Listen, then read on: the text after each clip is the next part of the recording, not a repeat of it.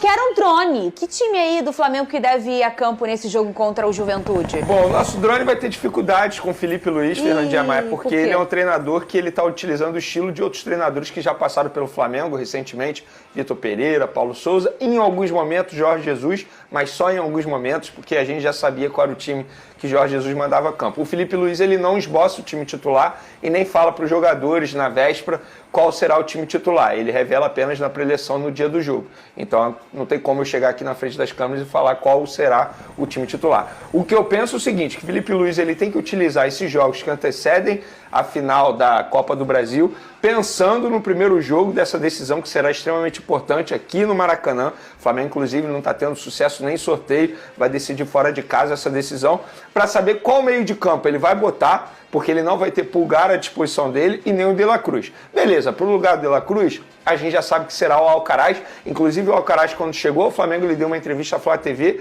dizendo que o estilo de jogo dele era muito parecido com o De La Cruz. Ou seja, perfeito. Mas e aí, primeiro volante, quem entra no lugar do Pulgar? O Everton, o garoto? O Alan, que não faz bons jogos com a camisa do Flamengo, ou o Léo Ortiz, que é zagueiro, muito bem, jogando muito bem na zaga, mas também sabe fazer essa posição e ele botaria o Fabrício Bruno na zaga. Então, o Felipe Luiz ele precisa pensar. No ataque ele também não vai ter o Bruno Henrique. E aí, ele vai manter o Gabigol? Vai botar quem no lugar do Bruno Henrique? Então, acho que o Felipe Luiz, claro, você tem que pensar sempre na vitória, mas também tem que pensar numa preparação já visando esse duelo importantíssimo diante do Galo. O Pedrosa, o Vene disse as opções aí que se tem para retocar a ausência do Pulgar e a ausência do De La Cruz. Mas e para retocar a ausência do Bruno Henrique? Será que ele vai continuar com o Gabigol? O que a gente percebeu até aqui é que o Gabigol não está sendo aquele Gabigol que se esperava numa situação mais tranquila, né? Porque agora o Gabigol está numa situação em que ele está mais confortável, num ambiente para ele mais favorável, né, ô Pedrosa? Sim, eu acho que na vaga do Pulgar, Fernanda, é uma lógica muito grande você utilizar o Léo Ortiz de volante e colocar o Fabrício Bruno, porque aí a gente está falando de 3 jogadores de altíssimo nível, que são o Léo Pereira, o Fabrício Bruno, uma zaga muito bem acostumada a jogar com a camisa do Flamengo e que é muito boa, e o Léo Ortiz totalmente adaptado a essa função de volante, principalmente para essa necessidade que vai ter o Flamengo. Agora, no lugar do Bruno Henrique, eu acho que a questão do Gabigol ela fica um pouco mais evidente que ele deve continuar no time titular, porque o Bruno Henrique poderia ser utilizado, quem sabe, como um falso 9, como um centroavante e tudo mais, e ser colocado outro jogador. Mas sem o Bruno Henrique, eu acho que o Gabigol ganha uma sobrevida nesse time. Aí você pode pensar no Gonzalo Plata, o próprio Michael. O Michael tá inscrito na Copa do Brasil, né? Tá voltando de lesão agora. Eu escolheria o Michael. Eu acho que é um jogador mais adaptado ao Flamengo, mais entrosado também, conhece futebol brasileiro, sabe o peso que é vestir essa camisa em grandes decisões e é um cara também que é insinuante, né? Que não tem medo de jogo grande. Eu gosto do Michael, escolheria o Michael. E que em algum momento, naquela temporada do Renato Gaúcho, ele era o fator determinante, né? Eu diria que ele foi o melhor jogador do Flamengo naquela passagem do Renato Gaúcho aqui. Tanto é que muita gente criticava pelo fato do melhor jogador ser reserva, porque o Michael era reserva. Só que ele entrava muito bem nas partidas, inclusive entrou muito bem na final da Libertadores contra o Palmeiras e de fato ele se destacou muito, tanto é que foi vendido e agora retornando. E eu concordo com o Pedrosa, eu começaria com o Michael. Embora o Felipe Luiz na última entrevista coletiva tenha revelado que o Michael ainda não está 100% fisicamente, mas se a gente for parar e analisar, até o primeiro jogo da final da Copa do Brasil tem cerca de 12, 13 dias. É tempo suficiente para o Michael se preparar e ficar 100%. E ainda tem a questão do lado, né? Acho que o Gonzalo Plata ele faz até os dois lados, mas ele joga melhor pelo lado direito. O Michael joga melhor pelo lado esquerdo. Então uma lógica maior seria o Michael ao lado do Gabigol. A gente entende que, assim, tudo bem, o Gabigol não vive um grande momento. Eu até, em determinado programa aqui, disse que não manteria o Gabigol, mas não tendo o Bruno Henrique à disposição é muito difícil. Veio o Carlinhos. Carlinhos, além de ter se machucado em treino, ele não pode jogar também a Copa do Brasil, então não é uma opção. Então é Gabigol, torcer pro Gabigol estar num dia estrelado, voltar a jogar bem, ao lado dele o Michael, pelo menos eu botaria assim. Pedrosa, e aí aconteceu o sorteio, né, da Copa do Brasil, E a final, as finais são feitas por sorteio para saber quem vai decidir o primeiro jogo fora ou dentro de casa. E aí saiu o jogo de ida, que está marcado para o dia 3 de novembro no Maracanã, ou seja, o Flamengo vai fazer o primeiro jogo dentro de casa e o segundo jogo, que é o decisivo, fora de casa. A volta, que vai ser na Arena MRV, dia 10 de novembro. Você acha que esse sorteio mudou muita coisa no destino dessa taça, ou você acha que não faz muita diferença, Pedrosa? Faz diferença. Na minha visão, você jogar o segundo jogo em casa é sempre melhor. Principalmente quando você tem dois times muito bem equilibrados, que são o Flamengo e o Atlético Mineiro. Acho que o Flamengo, de forma geral, em elenco, em qualidade, é até melhor do que o Atlético Mineiro. Mas como a gente falou aqui, vem com muitos desfalques, né? Para esse jogo no Maracanã, que teoricamente seria o jogo para o Flamengo construir seu resultado. E a gente sabe que nos 2 últimos anos o Flamengo foi desclassificado justamente jogando fora de casa. E o último jogo contra o Atlético Mineiro, se não me engano, que foi decisivo, o Flamengo jogou o primeiro lá na Arena no que vai virar Mineirão, um inferno, né? Foi o gol do Lázaro, e depois do segundo jogo no Maracanã, o Flamengo conseguiu utilizar o seu clima trazido pelo Gabigol e se classificar diante do Galo. Então, pro Flamengo, eu acho que o sorteio foi péssimo. Foi péssimo, a verdade é essa. Agora, isso define que o Flamengo não vai ser campeão? Não tem nada disso, tá tudo aberto. Que inclusive nesse ano aí, Vene, que o Pedrosa lembrou, o primeiro jogo foi lá em Minas Gerais, e aí foi muita confusão. O Hulk, que é um cara que gosta sempre de falar, né, depois do jogo, reclamou, e aí o Gabigol falou, deixa ele que quando voltar no Maracanã, ele aquilo lá vai virar um inferno. E de fato chegou aqui, o Flamengo amassou. Aquele foi uma mudança de chave pro Flamengo na temporada e pro Atlético também, porque depois daquele jogo parece que as coisas desandaram pro Atlético. Era um contexto totalmente diferente, tanto pro Flamengo quanto pro Atlético. Mas contextos mudam no futebol, sim, claro, sabia? óbvio, é exato. Isso e às que eu ia vezes falar. São confrontos assim que fazem os Era contextos onde eu ia mudarem. chegar. De repente, esse primeiro jogo da final da Copa do Brasil pode virar a chave no Flamengo de ânimo. Claro, tem muita coisa que pode acontecer até lá, muita coisa mesmo. A gente não sabe se os jogadores que estão à disposição hoje estarão à disposição no primeiro jogo da final. Mas esse tipo de jogo, esse tipo de situação que o Gabigol gosta, de repente, a chave dele vira. Era onde eu ia chegar. Não é a chave do Flamengo, é a chave do próprio Gabigol. Ele entender que ele precisa se preparar e muito para esse duelo, que ele será muito importante, porque não tem um outro jogador para fazer a função que ele pode fazer ali. Nem digo que o Gabigol hoje seja centroavante para substituir o Pedro, mas talvez seja o único que consiga chegar perto do que o Pedro estava fazendo com a camisa do Flamengo. É torcer para ele entender que esse momento é extremamente importante e quem sabe conseguir fazer uma boa partida com a camisa do Flamengo. E o Flamengo ficou com a missão de abrir a decisão da Copa do Brasil, né, no dia 3, com o Atlético Mineiro. A Vitória dizia aí que o Atlético vai fechar essa finalíssima na Arena MRV, mas até lá o Flamengo tem confrontos do Campeonato Brasileiro a começar amanhã contra o Juventude aqui no Maracanã, no Rio de Janeiro. Para esse confronto, o Flamengo não vai ter, por exemplo, o Bruno Henrique, está suspenso, assim como está suspenso também da Copa do Brasil, foi expulso contra o Corinthians na Neoquímica Arena, ainda no primeiro tempo ali, aquele desespero que levou a torcida do Flamengo. Mas o Bruno Henrique não joga amanhã contra o Juventude, o De La Cruz lesionado, fica fora também. E agorinha o Flamengo divulgou que o Alexandro, ele sentiu um desconforto na coxa direita contra o Corinthians, então fica fora também desse jogo contra o Juventude amanhã. E o Carlinhos teve uma lesão detectada na coxa direita, no adutor da coxa direita, então também fica fora o Carlinhos, que tampouco pode jogar a Copa do Brasil, já que já atuou pelo Nova Iguaçu. Então o Flamengo deve ir com o Alcaraz no meio de campo, por exemplo, o Ayrton Lucas na lateral esquerda. O Felipe Luiz vai tentando montar a equipe, quem sabe prepará-la aí para a decisão da Copa do Brasil. No meio de semana, dia 30, tem um confronto atrasado do Campeonato Brasileiro contra o Internacional no Beira-Rio. Aí o Flamengo, já mais desconectado da liderança do Campeonato Brasileiro, deve segurar talvez alguns jogadores, embora o Felipe Luiz diga que não é o seu estilo, mas logo depois vai ter esse enfrentamento com o Atlético Mineiro, que joga um dia antes na Argentina. Então é o Flamengo nessa preparação aí para a decisão da Copa do Brasil, que é o grande foco agora de título, e aí classificação na Libertadores para a próxima temporada. Tá tudo de olho na Copa do Brasil, para o Flamengo, quem sabe, conquistar essa taça. Pai Vicari, mas essa questão da bola aí de cristal, mosaico, a gente vai ter que apurar. Isso. E você vai ter que tentar votos aí para tentar conquistar toda essa nação, não só a rubro-negra, mas também de todas as torcidas, literalmente a nação brasileira. Obrigado, viu, Pedro? Vou contar com o apoio do Chapolin, que já deixou o departamento médico. E depois vai ter um poema especial também com o mosaico ali de fundo. Um abraço para ele. Valeu, Pedro. Obrigado. Ô, Donk, o Atlético sai na frente nessa decisão que promete ser tão equilibrada? Ou não dá pra enxergar assim? Eu sou bem cético em relação a essa questão do mando. Lógico que no caso até de você ser campeão, é muito melhor. Você tá em casa e tudo mais. Mas assim, se o Flamengo usa o mando do seu favor e abre uma boa vantagem, você reverte todo o cenário. E, assim, Isso. E o histórico lá que a gente mostrou, mostra como os times que decidem fora acabam vencendo mais. Eu, sinceramente, eu não entro muito nesse detalhe de é melhor, torna o time mais favorito ou não. Até porque de duas equipes qualificadas, para mim, antes do sorteio, agora com o sorteio, é um duelo tão equilibrado quanto. Para mim, não muda a visão que eu tenho do confronto. O tanto que o torcedor rubro-negro, ele é, por natureza, otimista, eufórico, o atleticano, ele é desconfiado, né? E sabe que esses dias lá em Minas, conversando com muitos, eles estavam ansiosos para o sorteio, e muitos falavam assim, olha, talvez não seja bom decidir em Minas, porque se o Atlético perder, o primeiro troféu levantado no estádio vai ser pelo Flamengo.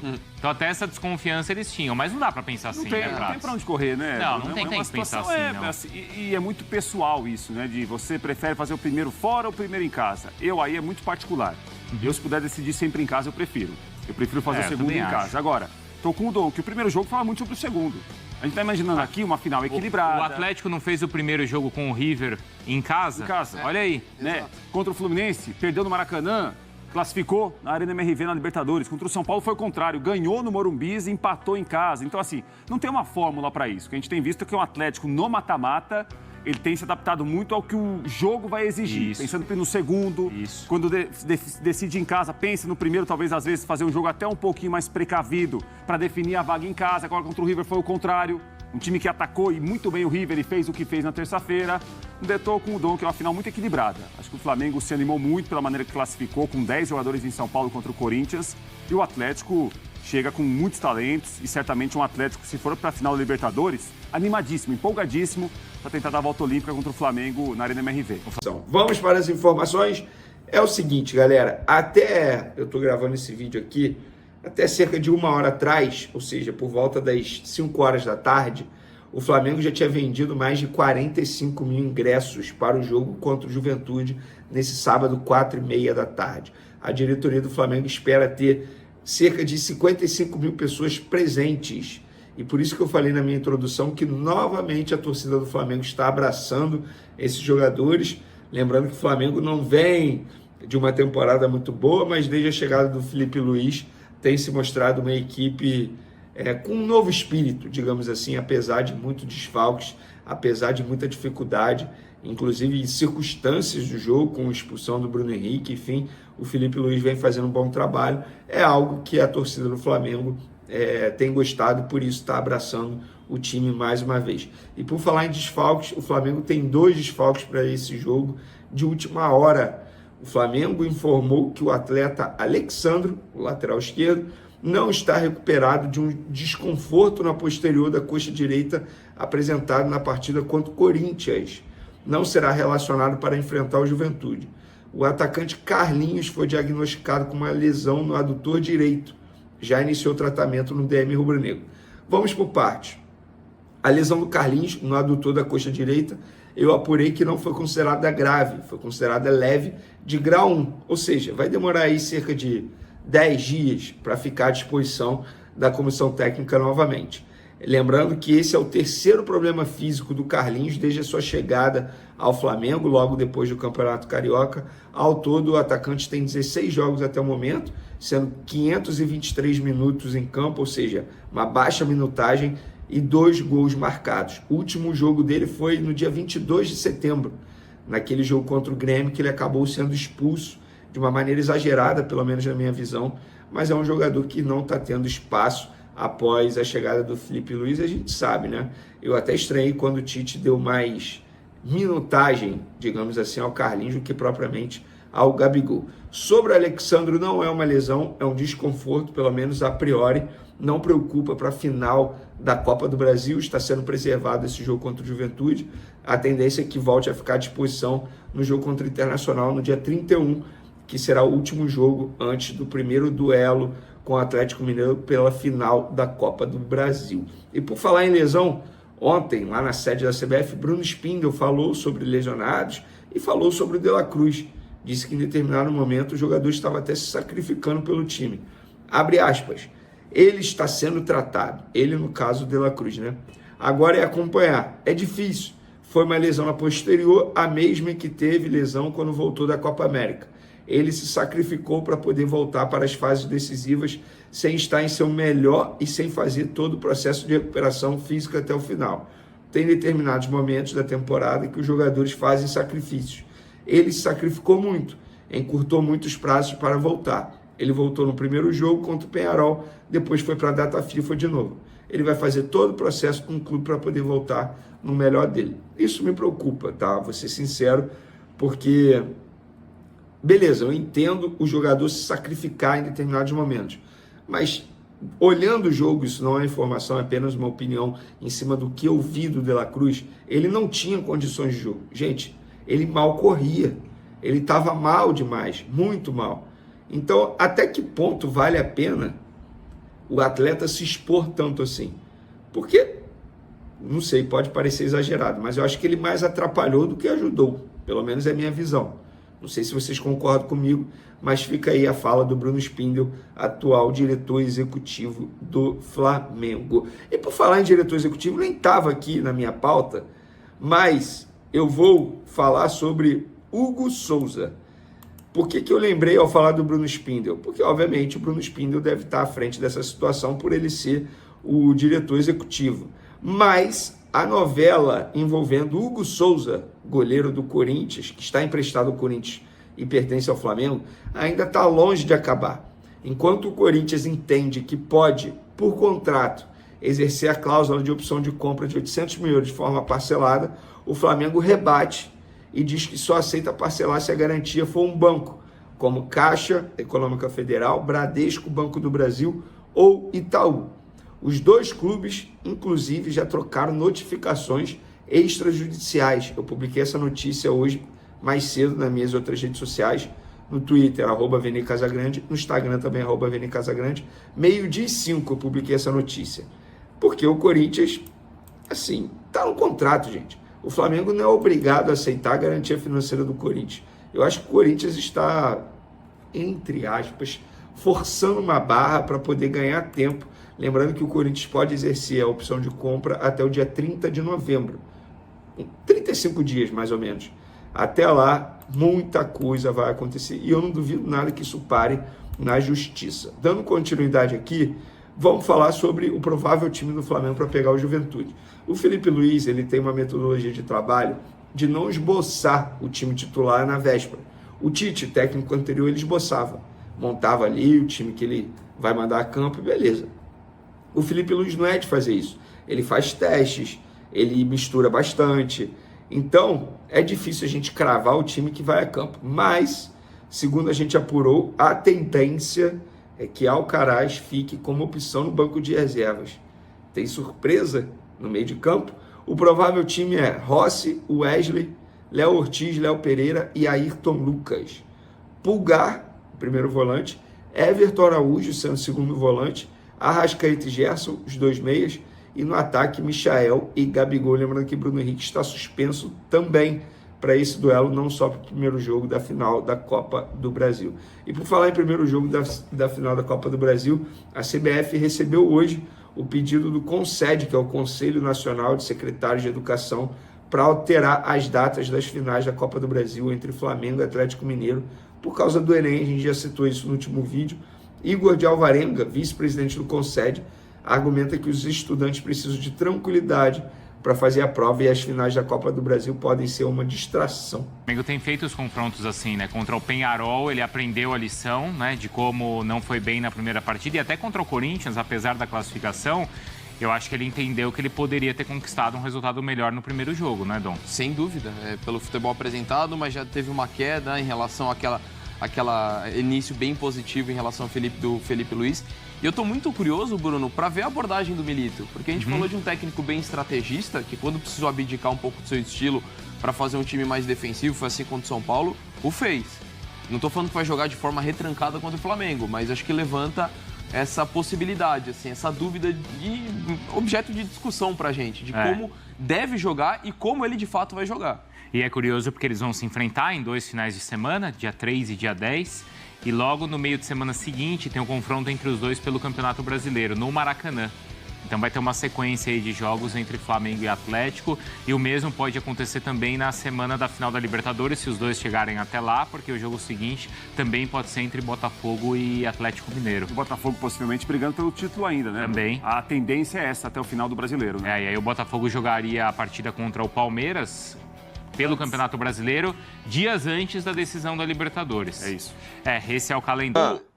Flamengo eliminado pelo Peñarol no patamar do São Paulo eliminado pelo Botafogo. Como você passou a bola para o Arnaldo, não tem a menor comparação. São Paulo perdeu para um time que teve, como disse o Danilo, mais investimento, jogadores melhores. São Paulo teve tudo para ganhar. O Lucas perdeu o pênalti, o Caleri perdeu o gol debaixo da trave e nos pênaltis o Botafogo levou a classificação. O São Paulo fez muita coisa. O São Paulo caiu dignamente.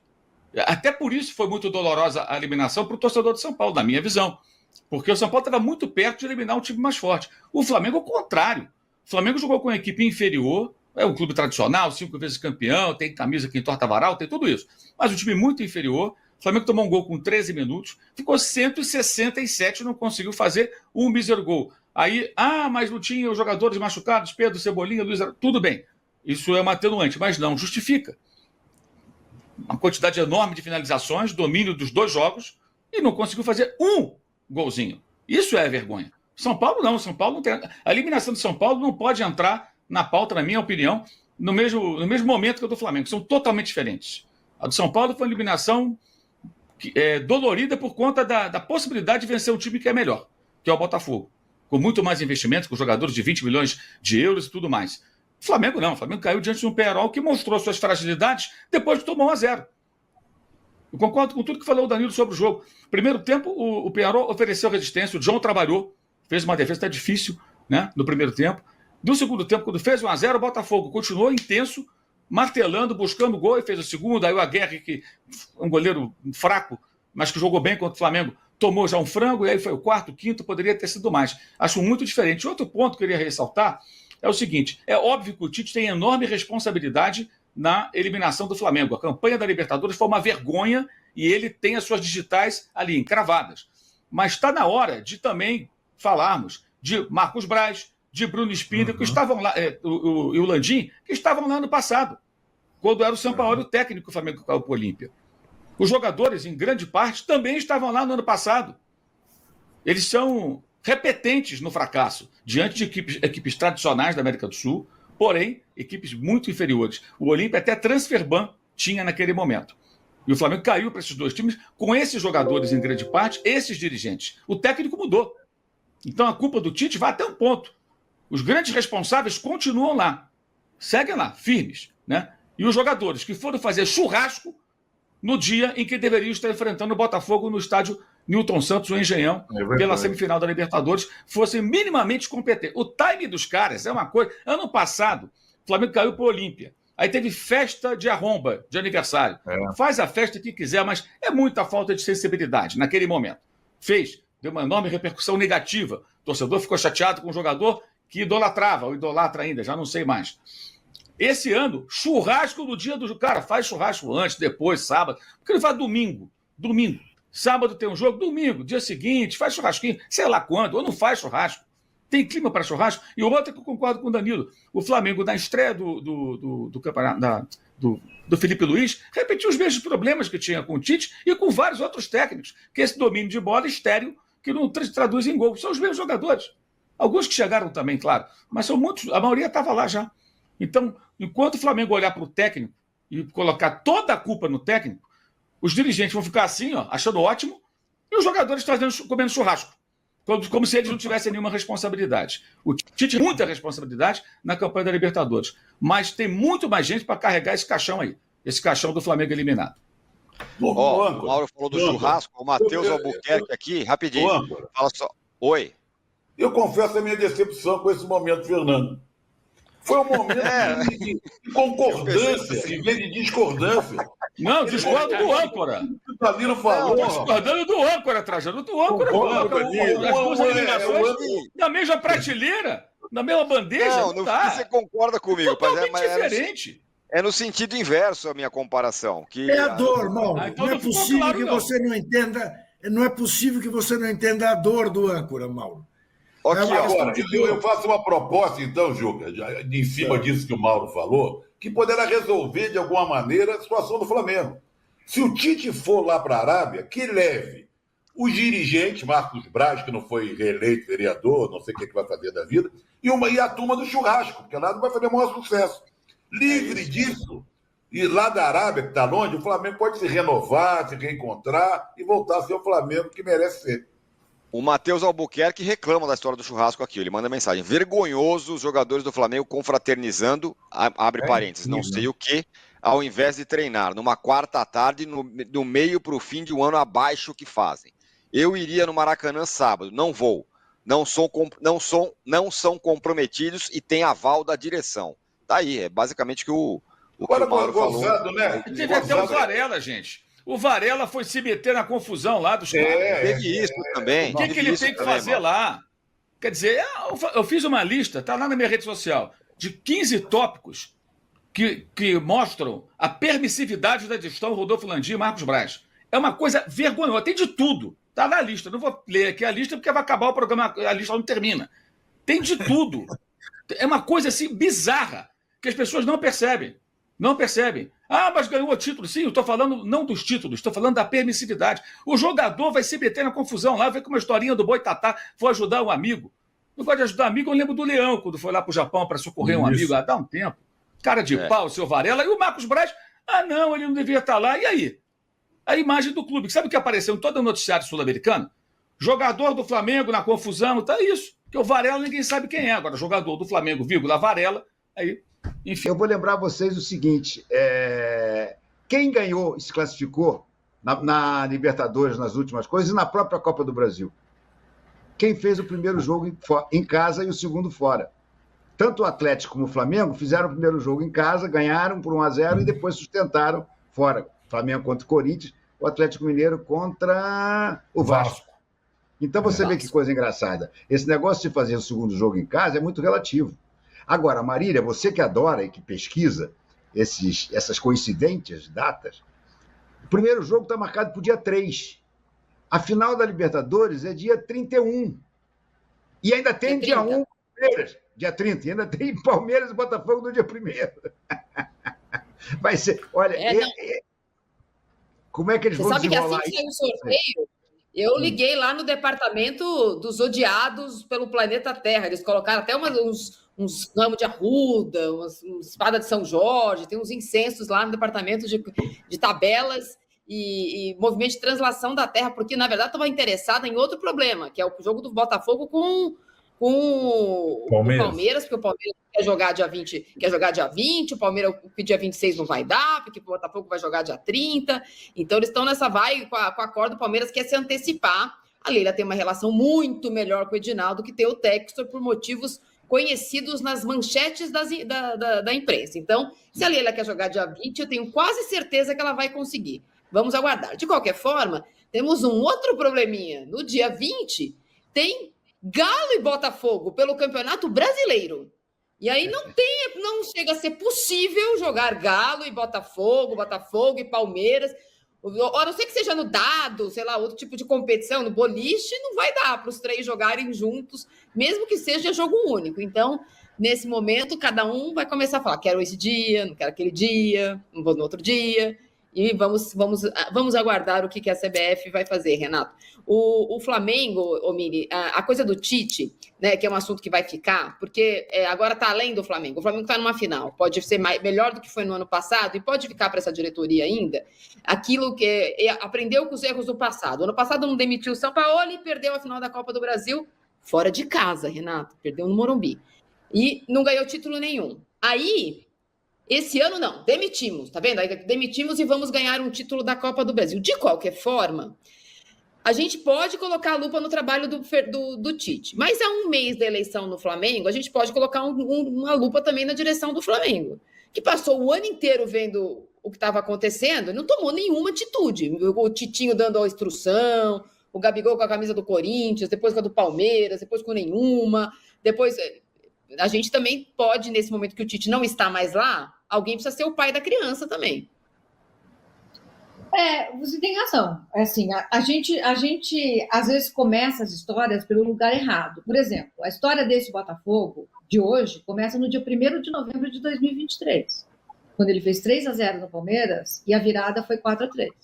A história começa lá, mesmo que o Textor e outras pessoas digam que é uma pergunta estúpida falar do passado.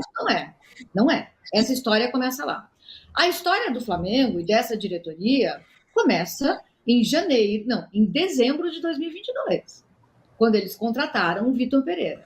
2023 foi uma sequência de decisões erradas. Uma atrás da outra, atrás da outra, atrás da outra. 2023 tem até agora um estadual para tentar salvar o ano. Aí vem o Felipe Luiz e pode levantar um caneco de maior importância, né? De dimensão nacional. Aí sim. Mas se o Flamengo perde, terão sido 2 anos de decisões erradas dessa diretoria, dessa mesma diretoria, né? Que teve, assim, 2 anos de glória, mais ou menos a trajetória do Gabriel Barbosa, né? 2 anos de glória e 2 anos de derrocada. Mas agora o Felipe Luiz pode salvar a pele deles. Então é importante a gente saber quando a história começa. A gente às vezes não sabe quando ela termina, mas o começo ele é muito importante. E a gente tem 2 começos aí para contar essas 2 histórias. Ô, Mili, sabe quando é que começa? Só uma coisinha, Marília, perdão. Sabe quando é que começa a derrocada? Começa a derrotada no Real Madrid, pode esperar, a sua hora vai chegar. Ali a coisa começou, se sentiram realmente os reis da cocada preta e a partir dali degringolou geral.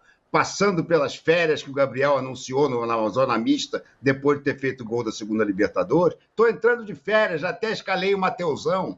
45 dias de férias, mais 15 de descanso. Enfim, tudo começou ali no Real Madrid, pode esperar, sua hora vai chegar. Tem razão. O Arnaldo, nessa história aí, às vésperas da eleição, ainda pode colocar na conta do Landim e do Marcos Braz, que, afinal de contas eles têm trocado elogios e declarações de amor, que nos últimos 2 anos o Flamengo pode ter visto, né? O Fluminense campeão da Libertadores e agora o Botafogo campeão da Libertadores. 2 rivais. E no começo do ano ninguém falou que o Botafogo ia ser campeão da Libertadores, porque já era um rival, não estava no mesmo patamar. Nem o Fluminense estava no mesmo patamar e foi campeão da Libertadores. Diferente de falar o Palmeiras ganhou. Bom, o Palmeiras estava no mesmo patamar. A gente está falando de 2 rivais locais, de rivalidade local, que não estavam no radar para serem campeões da Libertadores, e ali no quintal do Flamengo vai assistir de camarote. Perfeito. Eu acho que até a lembrança do ano passado, do Fluminense, ela vai um pouco além da SAF, da dinheirama, da injeção, do timaço que o Botafogo montou, e a gente tem que... É um timaço. Então, se fosse uma coisa meio que recortada só para esse ano, aí tem a questão do fair play financeiro, que o Flamengo fala de vez em quando, tal, beleza, tal, o Botafogo. E o ano passado o Fluminense tudo bem, investindo bastante também, claro, mas o Fluminense ganhou no mesmo ano que o Flamengo foi eliminado pelo Olímpia em circunstâncias semelhantes dessa eliminação para o Peñarol. Também teve o ano passado. Então, assim, o Tite tem muito dessa parcela, até porque o Felipe Luiz, em pouco tempo, levou o time para a final da Copa do Brasil, atuando muito bem em 2 partidas contra o Corinthians, como técnico. A primeira, que era depois de um treino solitário, e a segunda, quando ele perde um jogador aos 27 do primeiro tempo. Então o Tite, indiretamente, ele foi perdendo a semana toda, né? Desde o jogo da Neoquímica Arena até essa situação do Botafogo com o Peñarol, que ficou... As iminentes classificações de Botafogo e Atlético também bateram lá no Morumbi, mas daí a favor do Zubeldia, sabe, Marília? Porque o São Paulo foi eliminado pelo Atlético Se bateu bem no Zubeldia, então agora o Júlio Casares vai garantir que ele vai ficar, não? Não, então, cada vez fica mais difícil o Júlio Casares e a direção do São Paulo colocar objeções a um trabalho de um técnico que não perdeu para o Botafogo o ano inteiro, perdeu nos pênaltis, e para o Atlético tomou um gol na última bola nos acréscimos na sua casa e foi 1-0 e 0-0. E aí aquela distinção, só puxei esse exemplo, porque os jogos tiveram consequências indiretas, né? No Flamengo do Tite, no São Paulo do Zubeldia, o Tite já nem está mais, né?